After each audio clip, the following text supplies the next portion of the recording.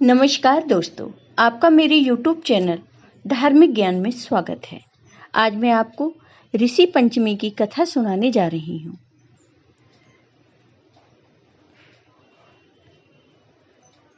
विदर्भ देश में उत्तंग नामक एक सदाचारी ब्राह्मण रहते थे। उनकी पत्नी बड़ी पतिव्रता थी, जिनका नाम सुशीला था। उन ब्राह्मण के एक पुत्र तथा एक पुत्री, 2 संतानें थीं।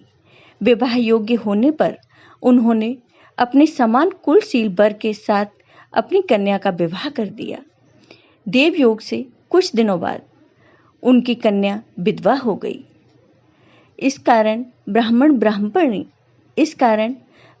ब्राह्मणी बहुत दुखी हुए। दुखी ब्राह्मण दंपत्ति कन्या सहित गंगा तट पर कुटिया बनाकर रहने लगे।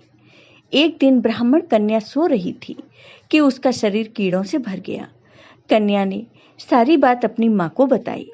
माँ ने पति से सब कहते हुए पूछा कि मेरी साध्वी कन्या की यह गति होने का क्या कारण है।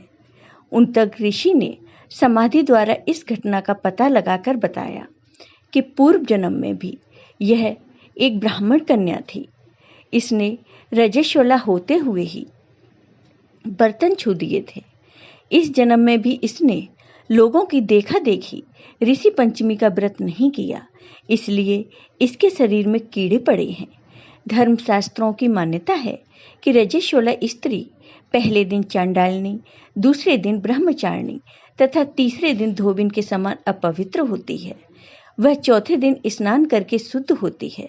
यदि यह शुद्ध मन से अब भी ऋषि पंचमी का व्रत करे तो इसके सारे दुख दूर हो जाएंगे और अगले जन्म में अटल सौभाग्य प्राप्त करेगी। पिता की आज्ञा से पुत्री ने विधि पूर्वक ऋषि पंचमी का व्रत एवं पूजन किया। व्रत के प्रभाव से वह सारे दुखों से मुक्त हो गई। अगले जन्म में उसे अटल सौभाग्य सहित अच्छे सुखों का भोग मिला। ऋषि पंचमी का व्रत सभी वर्ग की स्त्रियों को करना चाहिए। इस दिन स्नान आदि कर अपने घर के स्वच्छ स्थान पर हल्दी, कुमकुम, रोली आदि से